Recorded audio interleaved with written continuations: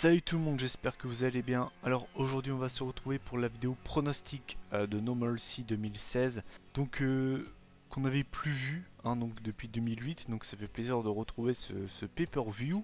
Je vais pas perdre de temps, je vais commencer directement donc par les pronostics, ça me paraît tout à fait normal puisque c'est une vidéo pronostic. Il n'y a pas eu de match à l'heure où je tourne cette vidéo d'annoncer pour le pré-show. Donc c'est pas que, donc si jamais il y en a un et que je le pronostique pas, c'est pas que j'avais pas envie d'en parler, c'est juste que au moment où je tourne cette vidéo, il n'y a pas de match de pré-show d'annoncer, même si je pense qu'il y a de très très grandes chances qu'on ait Jack Swagger contre Baron Corbin. À l'heure où je tourne cette vidéo, il n'y en a pas, donc je peux pas pronostiquer de match qui n'a pas été officialisé, ça me paraît tout à fait normal. Donc je vais commencer mes pronostics par le match où on va dire j'ai le moins d'attente, où je vais être cash, ou même j'en ai absolument rien à faire au final. Donc c'est le match entre Nikki Bella et Carmella. Je vais être expéditif sur ce match parce que j'ai vraiment rien à dire dessus. Je vois une victoire de Nikki Bella tout simplement car Carmella a dominé Nikki Bella pendant tout le mois de septembre. Très souvent dans ce cas de figure, c'est le catcheur qui a été dominé pendant les weekly qui très souvent s'impose lors du pay-per-view. Et là clairement voilà, Nikki Bella s'est fait vraiment très largement dominer par Carmella lors des dernières semaines. Donc je vais pronostiquer une victoire de Nikki Bella. Au niveau du match en lui-même, j'en attends absolument rien. S'il est mauvais, je ne serai pas déçu. Et s'il est bon, c'est que du bénéf. Même si honnêtement, je m'attends pas à avoir du 5 star entre les deux. Ça peut donner un match sympa, mais il y aura vraiment rien de transcendant. Donc voilà, j'en ai déjà terminé avec ce match parce que j'avais vraiment rien à dire dessus. Ensuite, alors le prochain match là par contre j'ai vraiment pas mal d'attentes dessus. Donc c'est le match entre Randy Orton et Bray Wyatt. Match qui à la base devait déjà avoir lieu pour Backlash qui finalement a été annulé suite à une mini blessure de Randy Orton. Ça nous avait d'ailleurs donné un magnifique match entre Bray Wyatt et Kane. Hashtag second degré. Donc là ce coup-ci j'espère qu'on l'aura vraiment. Match que j'attends tout simplement car c'est leur premier match entre les deux, en tout cas en pay-per-view. Et puis surtout, je vais pas vous le cacher, je trouve que la rivalité est vraiment intéressante avec à la base Bray Wyatt qui était le chasseur et qui finalement se retrouve à la place du chassé avec Randy Orton qui justement a pris le dessus sur Bray Wyatt lors des dernières semaines. Et c'est vrai qu'à la base, je m'attendais à ce que ce match soit assez prévisible et finalement ça l'est pas du tout puisque disons que c'est assez contradictoire. C'est-à-dire que, comme pour Nikki Bella contre Carmella, lors des dernières semaines, c'est Randy Orton qui a dominé Bray Wyatt. Et comme je l'ai dit précédemment, dans ce cas de figure, c'est souvent le catcheur qui s'est fait dominer lors des weekly qui prend l'avantage lors du pay-per-view.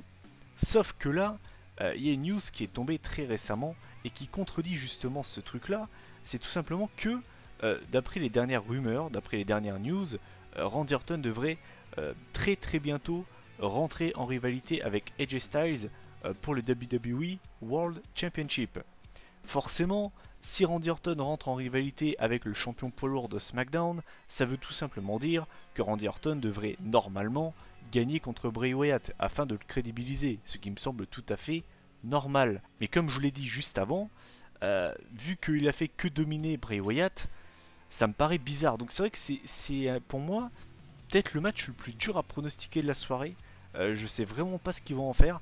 En fait, ce qui est dur à prévoir, c'est de savoir quand est-ce que Randy Orton va rentrer en rivalité avec AJ Styles. Parce que si jamais Randy Orton rentre en rivalité très très bientôt, par exemple pour les Survivor Series face à Styles, il y a de très très grandes chances que ce soit lui qui gagne. Par contre, si la rivalité Orton-Styles débute, on va dire par exemple aux alentours du Rumble, ils vont très certainement faire gagner Wyatt pour continuer la rivalité. Donc c'est vrai que c'est pas un match facile à pronostiquer, mais je vais quand même prendre mes couilles entre les mains. Mais je vais quand même pronostiquer une victoire de Randy Orton parce que je vais pas vous le cacher avec toutes les news qui sont tombées très récemment du fait que normalement Cena et Ambrose devraient également prendre du repos. Ça voudrait dire qu'il n'y aurait plus personne de libre à part Orton pour Styles. Donc du coup je vais pronostiquer une victoire de Randy Orton. Malheureusement vous le savez, voilà, je suis pas fan de Randy Orton et je suis surtout désespéré de la situation de Bray Wyatt. Mais c'est vraiment comme ça que je vois la chose. Mais dans tous les cas, c'est un match que j'attends parce que la rivalité est vraiment intéressante, avec ce côté un petit peu glauque. Et puis surtout, c'est la première fois que les deux vont s'affronter en pay-per-view et je pense vraiment que ça peut donner un bon match. Donc voilà, c'est un match vraiment que j'attends. Ensuite, le prochain match, c'est également un match que j'attends parce que la rivalité a vraiment été très très intéressante. Donc c'est pour le titre intercontinental, donc match qui verra s'opposer le Miz face à Dolph Ziggler à nouveau. Donc c'est vrai qu'il y avait eu pas mal de rumeurs qui nous disaient que normalement on devrait avoir ce match là en steel cage match. Finalement ce n'est pas le cas, c'est pas forcément pour me déplaire, vous le savez, j'aime pas cette stipulation.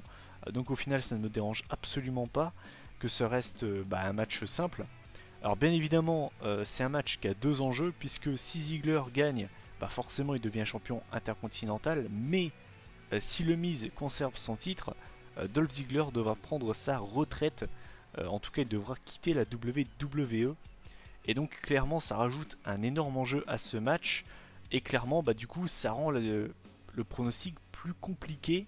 Alors bien évidemment je peux pas être hyper hypé autour de ce match, je vous avais déjà évoqué les raisons pour Backlash, je vais vous évoquer les mêmes raisons pour ce match là, c'est que Dolph Ziggler face au Miz, même si les deux matchent plutôt bien, je veux dire on en a bouffé et rebouffé en 2014 et maintenant en 2016, donc je peux pas être hyper hypé autour de ce match, et c'est ça qui est dommage parce que j'ai vraiment trouvé la rivalité excellente entre les deux. On a même le Miz qui nous a ramené Kenny Dijkstra et l'autre membre du Spirit Squad, enfin ça m'a fait assez rire d'ailleurs, mais vraiment j'ai trouvé que c'était une très très bonne rivalité, très intense. Je pense surtout au SmackDown de la semaine dernière avec la promo du Miz avec Ziggler, où justement Ziggler annonçait qu'il mettait sa carrière en jeu. Je trouve vraiment que les deux matchent très très bien ensemble. On a vraiment le renouveau du Miz cette année, je trouve que c'est peut-être sa meilleure année depuis qu'il est à la WWE. Vraiment je trouve qu'il donne vraiment ce côté prestige au titre intercontinental qu'on n'avait plus eu depuis vraiment un bon moment. Et ça fait vraiment plaisir d'avoir un champion intercontinental qui a vraiment des réactions, c'est-à-dire qu'il est vraiment hué partout où il va. Et c'est vraiment actuellement pour moi l'un des meilleurs heels à la fédération, à n'en pas douter, avec Kevin Owens. Donc je suis vraiment très impatient de voir ce qu'ils vont faire autour de ce match. La qualité, je pense que de toute façon comme pour Backlash, le match entre les deux devrait être normalement bon. Et au niveau de mon pronostic, je vais voir une victoire du Miz, tout simplement car le Miz, on va pas se le cacher, en tant que champion intercontinental, c'est une très très bonne chose. Et je pense que le mec qui devrait battre le Miz pour ce titre, ça devrait être une superstar de NXT qui débute dans le main roster, coucou Samoa Joe. Et je trouverais ça un petit peu réducteur de donner le titre à Dolph Ziggler, qui, on va pas se le cacher, même si j'ai rien contre lui, a déjà été de nombreuses fois champion. C'est vraiment pas le mec qui est le plus à plaindre au niveau du palmarès. Et je trouverais ça un petit peu dommage de stopper ce superbe règne du Miz pour le donner à Dolph Ziggler, quoi. Je serais vraiment un petit peu déçu, je vais pas vous le cacher. Donc je vais pronostiquer une victoire du Miz, mais dans tous les cas, c'est un match qui va attirer mon attention. Ensuite, le prochain match, c'est un match que j'attends pas forcément, je vais pas vous le cacher. Donc ce sera pour les WWE Tag Team Championship. Donc on aura Heath Slater et Rhino, donc de Beauty and the Beast, face aux Usos, qui ont totalement changé au niveau de leur look, au niveau de leur thème musical, il y a vraiment tout qui a changé. Et c'est pas plus mal d'ailleurs, même si je ne suis toujours pas réceptif aux Usos, car je vous l'ai déjà expliqué, voilà, j'ai fait vraiment une overdose des Usos, mais c'est bien qu'il y ait ce changement, ce côté un petit peu gangsta. Sinon donc, alors, je n'attends pas forcément ce match, on va pas se le cacher. On a déjà eu ce match à Backlash, j'avais vraiment pas trouvé ce match exceptionnel, donc j'espère qu'ils vont hausser le niveau pour No Mercy. Et au niveau du résultat, malheureusement, et je dis malheureusement parce que c'est pas un résultat que je voudrais voir, mais c'est comme ça que je vois la chose, je pense que les Usos vont battre Rhino et Slater. Je dis malheureusement parce que, voilà, je vais pas le dire 100 fois, mais les Usos champions, j'en ai bouffé assez. Slater et Rhino, je vous l'avais dit déjà dans la vidéo résultat de Backlash, je les voyais vraiment pas rester longtemps champions par équipe, malheureusement. Et de toute façon, comme je l'avais déjà dit pour Backlash, on a déjà une rivalité qui est mise qui est installé entre les Usos et American Alpha, et je vois pas la rivalité continuer sans titre en jeu. Donc bah, malheureusement pour Slater et Rhino, je vois les Usos redevenir WWE Tag Team Champions. Mais sinon voilà, j'espère juste que le match sera meilleur que celui qu'on a eu à Backlash. Je l'avais vraiment pas trouvé terrible. Mais dans tous les cas, c'est un match qui, je pense, sera quand même intéressant. Donc voilà, affaire à suivre comme on dit. Ensuite, le prochain match, donc ce sera un match lié, là par contre que je vais attendre. Pareil, ce sera la première fois qu'elles vont s'affronter. Donc ce sera pour le WWE Women's Championship. Donc on aura Becky Lynch, la championne, face à Alexa Bliss. Assez surpris honnêtement que ce soit elle qui soit la challengeuse de Becky. Ça a été quand même un gros upset. Moi je m'attendais à ce que ce soit Natalia ou à la rigueur Nikki Bella. Mais c'est vrai que j'ai été vraiment très surpris quand j'ai vu que c'était Alexa Bliss qui allait défier Becky Lynch. Sinon donc, alors la rivalité je l'ai trouvée assez simple mais efficace. Avec Becky qui avait fait un joli discours en disant qu'elle n'était pas née championne, mais qu'elle était devenue championne en se battant pour le devenir. Alexa qui disait que c'était une loser. Enfin, j'ai vraiment trouvé que bah voilà, la rivalité est pas exceptionnelle, mais j'ai trouvé que c'était simple mais efficace. Et surtout, Alexa Bliss, honnêtement, c'est pas ma catcheuse préférée, mais je la trouve vraiment pas mal. J'aime d'ailleurs bien sa prise de finition, j'aime bien ses faciès. Elle nous raconte toute une histoire rien qu'avec son faciès, et ça, je trouve ça assez incroyable. Et ouais, je trouve que c'est un match qui m'intéresse. Maintenant, au niveau donc de la qualité du match, je m'attends quand même à avoir un bon match entre les deux femmes. Et puis bah au niveau du résultat, même si j'ai rien contre Alexa Bliss, je serais quand même vraiment déçu de faire perdre Becky Lynch aussi rapidement. Je veux dire, ce titre, elle a galéré bien comme il faut pour l'avoir, et je serais vraiment déçu de l'avoir déjà devoir le rendre. Donc c'est pour ça que je vois Becky Lynch conserver le titre. J'ai rien contre Alexa Bliss, hein, vraiment j'ai rien contre elle. Je pense qu'elle deviendra de toute façon Women's Champion dans les années, peut-être même les mois à venir. Mais je la vois vraiment pas devenir championne à No Mercy. Donc je vais pronostiquer tout simplement une victoire de Becky Lynch. Et puis bah, tout simplement j'espère qu'elles vont nous offrir un bon match de championnat féminin. Et puis voilà. Juste avant de passer au main event, donc là c'est pas un match, c'est plus une annonce qui a été faite lors de SmackDown de cette semaine. On aura normalement, je dis bien normalement parce que ça fait des semaines qu'on nous les annonce, donc c'est pour ça que je prends des précautions. On aura normalement les débuts de Kurt Hawkins donc à No Mercy, le retour ou les débuts, c'est comme vous préférez, de Kurt Hawkins.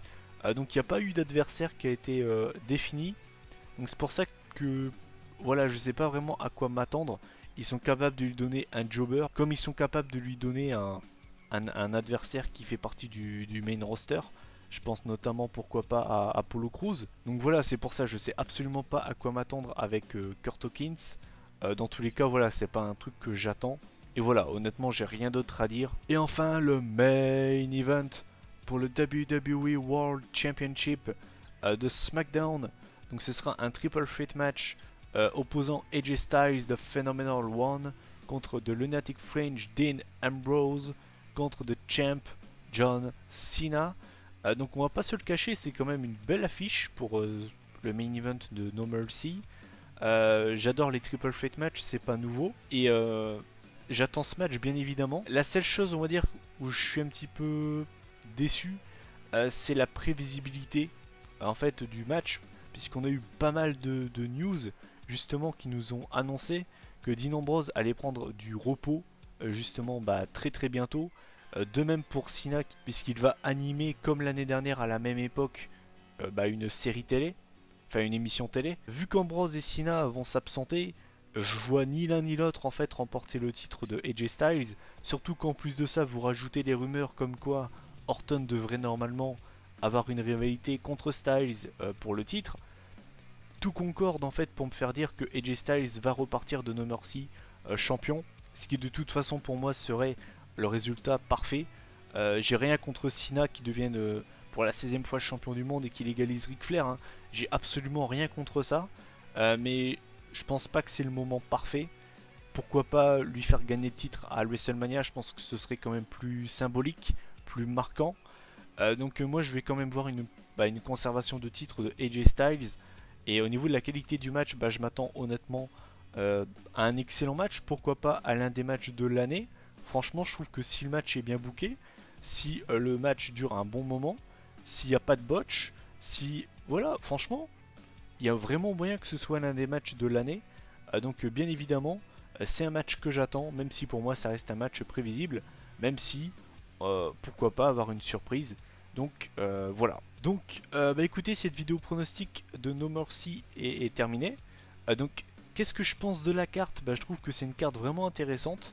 On a quand même quelques matchs qui donnent envie, on va pas se le cacher. Le seul match où j'ai vraiment aucune attente, c'est Nikki Bella contre Carmella. Et on peut aussi rajouter les débuts de Kurt Hawkins. J'en attends vraiment pas grand chose. Maintenant, peut-être que je serai surpris en positif, mais j'y crois pas trop. Sinon, tout le reste, c'est des matchs qui m'intéressent. Slater et Rhino contre les Usos, je pense que ça peut être un match bien. Faut juste qu'ils ossent le niveau par rapport à ce qu'ils nous ont offert à Backlash. Je pense surtout que c'est un match où il y a de grandes chances qu'ils perdent les titres. Donc du coup, c'est vraiment un pay-per-view très intéressant. Surtout que les weekly nous donnent envie de voir le pay-per-view contrairement à Raw, puisque je trouve vraiment que les weekly de SmackDown sont beaucoup plus intéressants que ceux de Raw. Donc au final, oui, c'est un pay-per-view que j'attends. Peut-être pas l'un des pay-per-view de l'année, mais quoique bien booké, ça peut vraiment être un très très bon show. Donc c'est un pay-per-view bien évidemment que j'attends, et je pense que Hell in a Cell aura beaucoup de mal à faire aussi bien que No Mercy.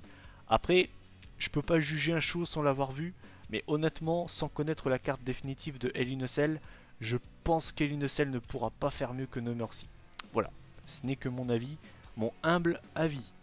Voilà, écoutez, cette vidéo est terminée. Je vous invite à donner votre avis en commentaire sur la carte. Qu'est-ce que vous pensez?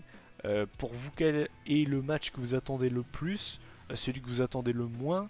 Est-ce que vous attendez les débuts de Kurt Hawkins? Est-ce que selon vous, le heel turn des Usos est réussi? Enfin bref, voilà, n'hésitez pas à lâcher un commentaire, un like, ça fait toujours plaisir. Et puis nous, on se retrouve pour la vidéo résultat donc de No Mercy qui arrivera lundi, maximum mardi, comme d'habitude. D'ici là, prenez soin de vous. Salut tout le monde!